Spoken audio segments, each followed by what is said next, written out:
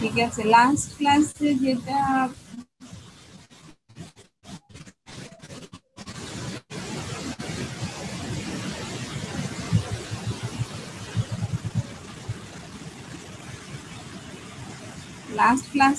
আমি বলেছিলাম যে টেম্পারেচার বলছিল আমাকে, তোমাদের তোমাদের ক্লাস বা ওদের যে কোনো একটা ক্লাস থেকে আমাকে বলছিলাম টেম্পারেচার পড়াইছে।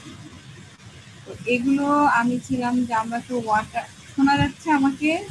ম্যাম একটু জোরে বলে ভালো হয়। আচ্ছা, জোরে হয়তো বা যাচ্ছে না আর কি, ঠিক আছে।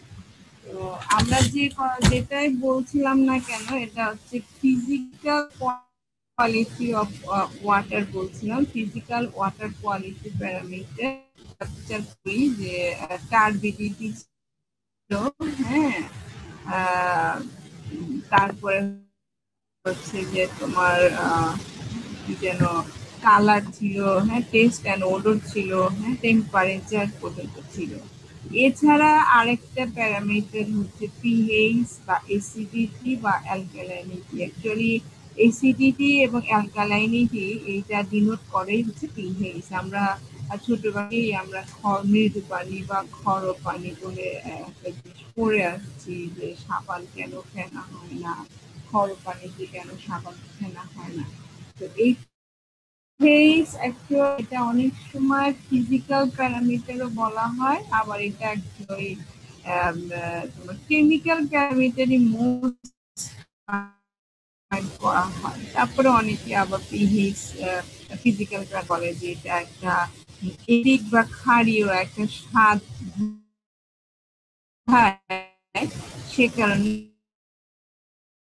এটাকে ফিজিক্যাল প্যারামিটারের মধ্যে included। হুম, কিন্তু ম্যাম আপনার কথা আসতেছে না। ম্যাডাম আপনার কথাটা কেটে কেটে আসছে যদি অনেক। ডেফিনেশন বা লিটারেচার বলো যে পিএইচ আসলে যখন আয়নের পি এবং আয়নের থাকে, আয়ন থাকে। ম্যাম আপনার কথাটা ক্লিয়ার আসতেছে না। ম্যাডাম আমার শোনা বুঝতে অনেক যাচ্ছে কষ্ট না? হচ্ছে ম্যাডাম। না ম্যাডাম, ম্যাম কথা বলার মাঝে আটকে মাঝে গেছে পুরো। আটকে যাচ্ছে। ম্যাডাম আটকে যাচ্ছে, প্লাস মানে ব্যাকগ্রাউন্ড থেকে সাউন্ড হচ্ছে আর কি, একটা মাইকের হয়তো বা সমস্যা হবে।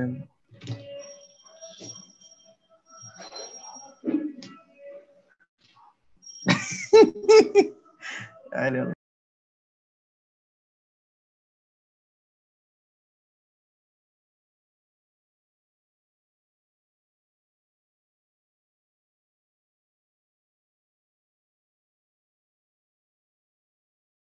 তারপরেও কেন এরকম হচ্ছে বুঝতেছি না। এরকম করলে ক্লাস হবে না। হ্যাঁ, তোমরা পাইছো? দেখা যাচ্ছে? কত শোনা যাচ্ছে আমাকে? জি জি ম্যাম। ম্যাডাম এখন যাচ্ছে। আসলে এখন আনফরচুনেট, ঠিক আছে, আমি ওয়াইফাই অন করে রাখছি, ইভেন তোমার মোবাইল ডাটাটা অন করে রাখা আছে, তারপরেও আনফরচুনেটলি যে দুইটাই মাঝে মাঝে ডাউন হয়ে যাচ্ছে, ঠিক আছে। কালকেও গতকাল এরকম সমস্যা প্রথম দিকে ফেস করছি, যেহেতু গতকাল 2 ঘন্টা একটানা ক্লাস ছিল, পরবর্তীতে গিয়ে দেখা গেছে যে আর কোনো সমস্যা হয়নি। তো আমি যেটা গত ক্লাসে তারা ছিল কোচের, ওদেরকে বলছি যে যেরকম 1-2 সপ্তাহ আমি দেখবো, যদি এরকম হয় সেই ক্ষেত্রে আমি হয়তো বা অন্য একটা সময় ক্লাসটা ভিডিও করে অডিওটা করে তোমাদেরকে স্ক্রিনটা আমি পাওয়ার পয়েন্টে পাঠিয়েই দিব, আর একটা অডিও করে আমি গুগল ক্লাস রেডি করে রাখবো, যাতে ঠিক আছে। জি ম্যাম। কারণ আসলে আমার নিজেরও এরকম কষ্ট হচ্ছে, বরং অডিও রেকর্ড করে রাখলে তোমরা তোমাদের সাথে ডিসকাশন আমি এখানে করতে পারি, যাতে কি বোঝা গেছে না কি না। আমি কোনো সময় হয়তো কারো ক্লাসের সময় নেটওয়ার্কটা ভালো থাকে, আমার কারো ক্লাসের সময় নেটওয়ার্কটা ডাউন করে। আমি খুবই আনফর্চুনেট এই বিষয়টা। ঠিক আছে, আমি যেটা বলছিলাম যে পিএইচ যেহেতু এটার ডেফিনেশন হচ্ছে ফ্রি হাইড্রোজেন আয়নের প্রেজেন্স ইন ওয়াটার, দ্যাটস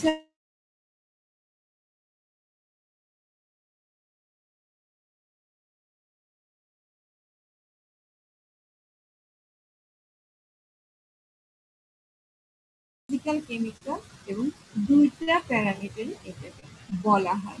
ঠিক আছে, তো এই টোটাল সলিডের মধ্যে আবার দুইটা ভাগ আছে, একটা হচ্ছে টোটাল সাসপেন্ডেড সলিড, আর একটা হচ্ছে total dissolved solid. Suspended solid বলতে বোঝা যাচ্ছে যে তোমার দ্রবণের মধ্যে সাসপেন্ডেড অবস্থায় থাকে।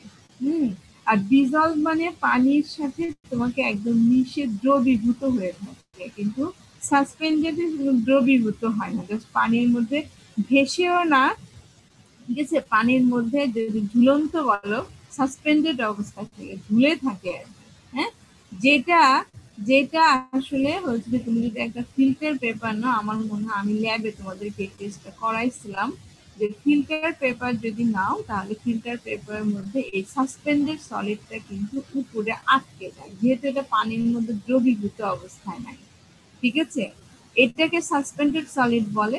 আর ফিল্টার পেপারের মধ্যে দিয়ে পার হয়ে যে ম্যাটেরিয়ালটা চলে যায়, যে সলিডটা চলে যায়, সেটা হচ্ছে ডিসলভড সলিড, যেটা পানির সাথে দ্রবীভূত অবস্থায় থাকে।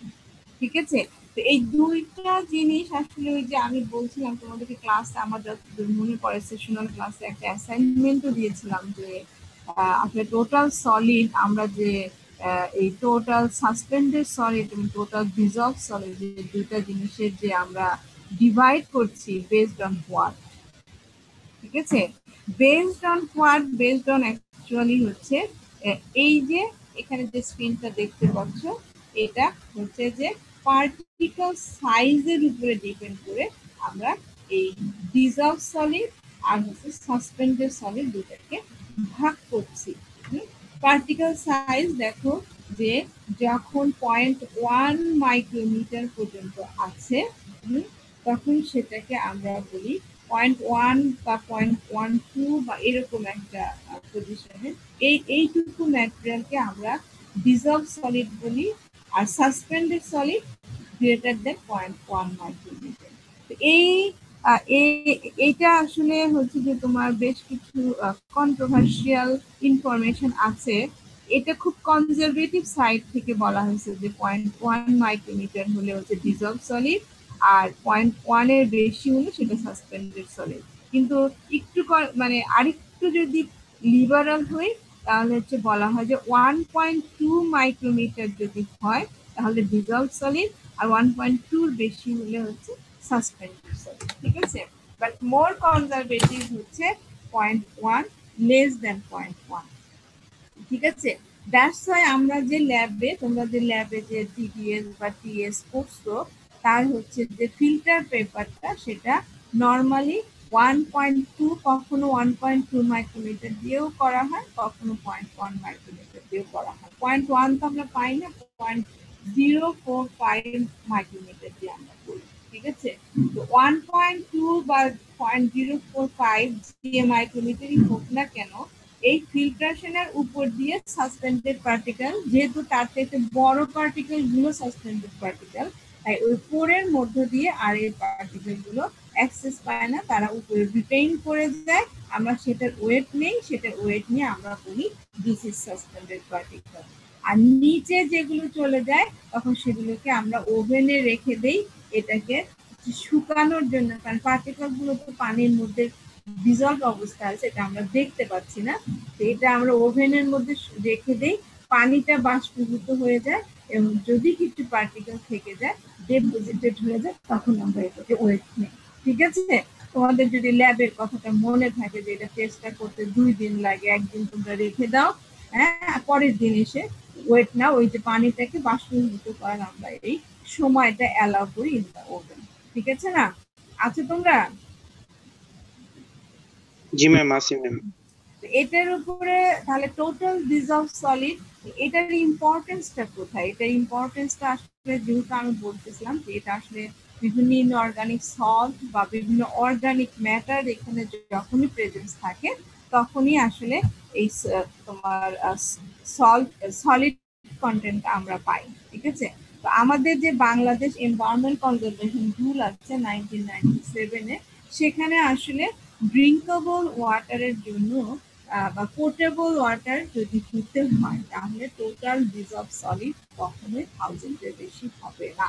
এটা আমাদেরকে যখনই আমরা ওয়াটার টেস্ট করি, ঠিক আছে, গাইডলাইন ভ্যালু হচ্ছে 1000 ppm, কিন্তু এটা খুব ভালো কোয়ালিটির ওয়াটার হবে যদি এটা লেস দেন 300 ppm হয়, মানে 1000 পর্যন্ত তুমি ব্যবহার করতে পারো, ঠিক আছে, বা তার ভেতরেও সাব ক্যাটাগরাইজ করা হচ্ছে যে 300 থেকে 600 হলে গুড, হ্যাঁ, 600 থেকে 900 হলে ফেয়ার, পুয়ার হলে 900 থেকে 1200 থাকবে আর কি, যেটা তুমি তোমার পারপাসটা ফুলফিল করলেই তোমার হচ্ছে এটা তুমি ব্যবহার করতে পারো, ঠিক আছে।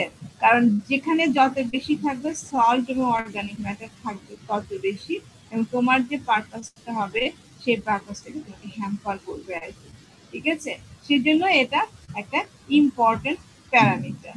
তো একইভাবে আরেকটা জিনিস, এটা কিন্তু টোটাল ডিজলভ সলিডটা তোমাদের এই সেমিস্টারের জন্য নতুন, কিন্তু আরেকটা প্যারামিটার হার্ডনেস, পানির খরতা, তোমাদের মনে আছে কিনা? হ্যাঁ, এটা কিন্তু তোমরা আগেই শিখে আসছো যে হার্ডনেসটা কি জিনিস। হার্ডনেসটা আমার মনে হয় যে তোমাদেরকে আমি ক্লাসে শিখাইছিলাম যে এই খরো পানিটা নরমালি হয় হচ্ছে মাল্টিভ্যালেন্ট মেটালিক ক্যাটায়নের প্রেজেন্সে। মাল্টিভ্যালেন্ট কিন্তু, ঠিক আছে। এখানে দেখা যাচ্ছে calcium, magnesium, strontium, iron, manganese, এই ক্যাটায়ন গুলো যখনই প্রেজেন্ট থাকে ওয়াটারের মধ্যে তখনই এটাকে হার্ডনেস বলা হয়। এই ক্যাটায়ন গুলো তো আর নিজেরা নিজেরা থাকতে পারে না, অবভিয়াসলি হচ্ছে অ্যানায়নের সাথে তারা মিক্স আপ হয়েই আসলে ওয়াটারের মধ্যে থাকে। তবে এই যে এখানে যে লিস্টটা আমরা দেখছি সেটার মধ্যে কিন্তু সবগুলোই ডাইভ্যালেন্ট ক্যাটায়ন আছে, ঠিক আছে। কিন্তু আসলে তো ডাইভ্যালেন্ট ক্যাটায়ন না, আমি কিন্তু বাই ডেফিনিশন বলতেছি, যেটা মাল্টিভ্যালেন্ট মেটালিক ক্যাটায়ন। তার মানে এখানে যদি অ্যালুমিনিয়াম বা ফেরিক আয়ন, এখানে আমরা ফেরাস আয়ন দেখতে পাচ্ছি, যদি অ্যালুমিনিয়াম এবং ফেরিক আয়নও যদি পানির মধ্যে থাকে তাহলে আমরা বলবো যে they are contributing to the hardness of water.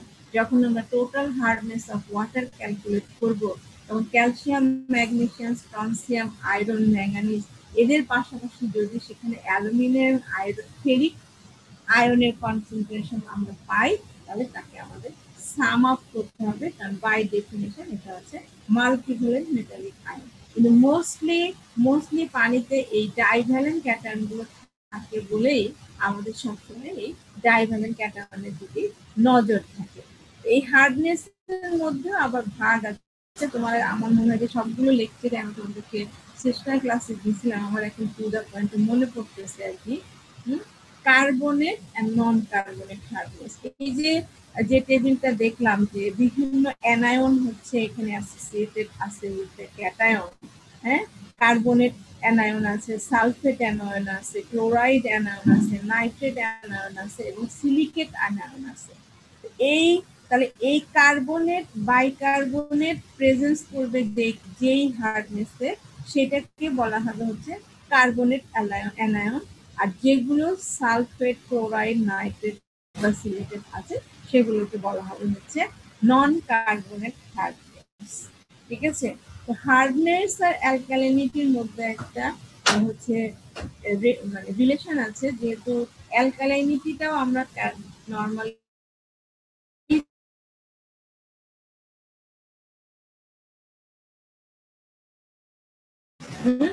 তো যখন alkalinity less than total hardness হয়, যখন আমরা আলাদা আলাদা করে যখন আমরা অ্যালকালাইনিটি এবং টোটাল হার্ডনেস মেজার করি, তো যখন alkalinity less than total hardness হয় তখন ধরে নেওয়া হয় কার্বনের হার্ডনেস ইকুয়াল টু হচ্ছে অ্যালকালাইনিটি। এই জিনিসগুলো কিন্তু মাথায় রাখবে, হ্যাঁ, তোমরা যখন বিভিন্ন প্রবলেম সলভ করবা তখন কিন্তু এই ক্লু গুলো থাকে, কিন্তু এই ক্লু গুলো যদি তোমার জানা না থাকে, হ্যাঁ, তোমরা কি আসো?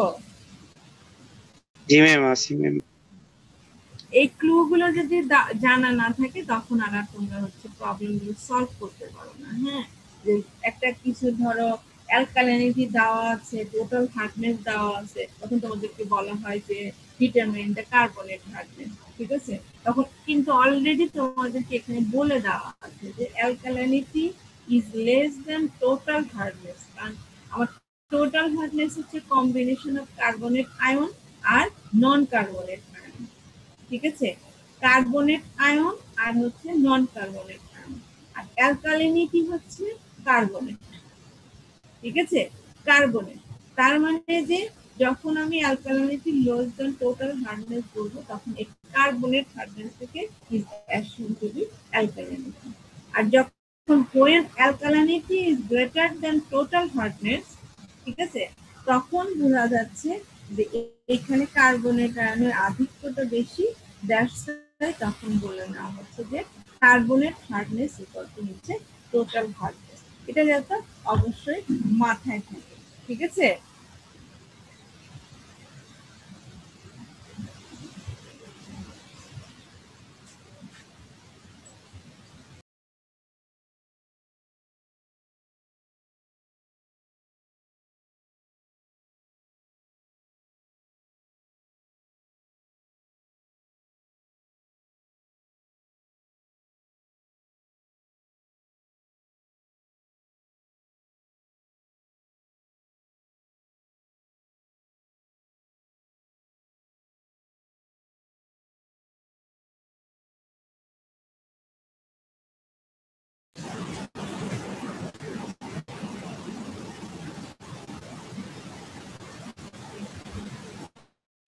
তো ঠিক আছে, তোমাদেরকে আজকে তো কি ক্লাস টাইমও শেষ হয়ে গেছে, আবার নেক্সট ওদের জন্য তো রেডি হতে হবে, ঠিক আছে? তোমরা